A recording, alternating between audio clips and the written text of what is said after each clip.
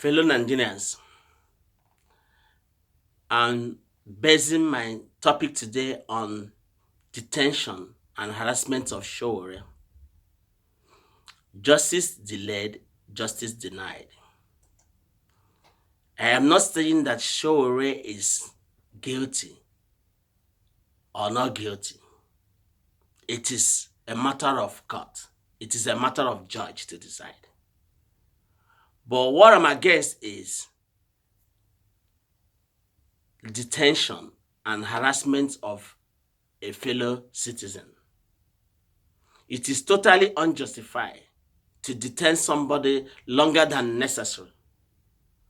Now, the only way you can prove somebody guilty or not guilty, it is in the court of law. Now, we can learn a lesson from what happened last week, boxing championship that happened last week in Saudi Arabia. Now, a lot of people were saying that Joshua was a better fighter. On the other side, they say Andy Ruiz was a better fighter. To validate this, these two people had to go into the ring. So it is expected that the ring we are talking about now is the court of law. If the government or DSS feels that Sowore is guilty, the best way to prove it is in the court of law, not in the detention camp or in the detention area. So if somebody has committed a treason, let the person be brought to the court of law. And let the judges look at the facts critically. And they will be able to come out with a decision. So it is not a matter of assumption. It's not a matter of naysaying. It's not a matter of speculation.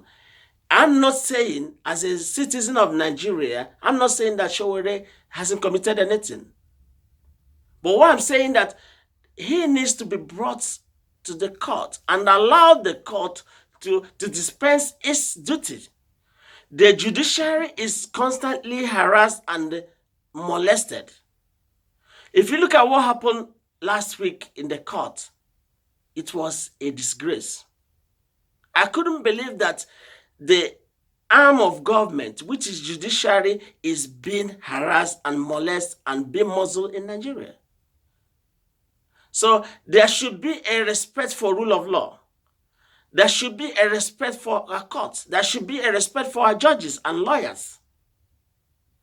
So the executive cannot take the position of the executive and also take the position of the judiciary. And this is exactly what we are seeing in Nigeria today. And the Sowore case is a case in point that illustrates what is going on in the country. I might not see what Sowore is seeing.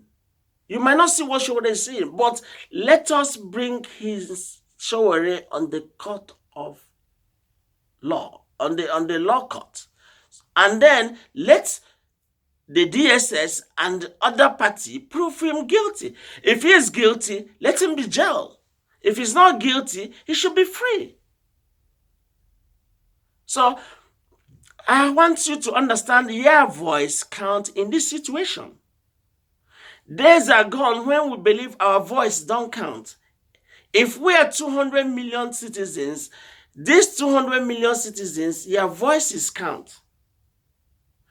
Don't sit by the wayside and say, it doesn't affect me. It doesn't concern me. Any meaningful person or any objective person understands that your attitude to one person affects your attitude to other 200 million people. You are not exempt from this mess. People used to say, it doesn't concern me. But eventually, it will concern them. Because you could be moving in the street, in the country, and then you'll be detained. And until that happens, you will not realize that what you're seeing today could affect you in future. It could affect your children. So we cannot continue to keep silent and pretend as if it doesn't affect us. This is purely ignorance if we do that. In this modern time, everybody's voice counts. So let your voice count. Let your opinion and your view be known. Understand and then compare the government to say, look, we are not happy with what is going on. We are not happy the way one citizen is being treated. If somebody commits a treasonable offense, the person is supposed to be tried in the court of law. And the judges should be given the environment to operate. So that is the way to get things done impartially. So what I'm saying today is this. It concerns you as a Nigerian. It concerns you, even somebody who believes he's not a Nigerian. It concerns you because what affects one person in the one part of the world affects the other person in the other part of the world. We should stop ruling ourselves out because it doesn't take 10 years for you to see what you believe that never concerns you, only to be found out, find yourself in prison. So that's why we're saying today that justice, rule of law should be transparent. There should be separation between the executive and the judiciary and the legislature. That the case of Sowore should be allowed to the court to decide, not being muzzled or being manipulated in any form.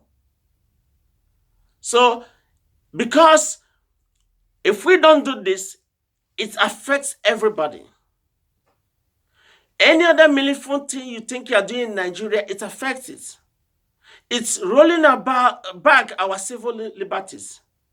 It is rolling back our creativity. It is rolling back, our economy. Because if things are not working, it affects every other system, every other part of the government, and every other part of the economy. So if I don't feel that there is rule of law, there will be no confidence in doing business there. It will affect me. Because you don't know what you do, and the next time the DSS will start harassing you. So we should not set precedents. So opportunity has now come for us Nigerians to say, look, what is happening in Nigeria today, detention of Sowore is totally unjustified.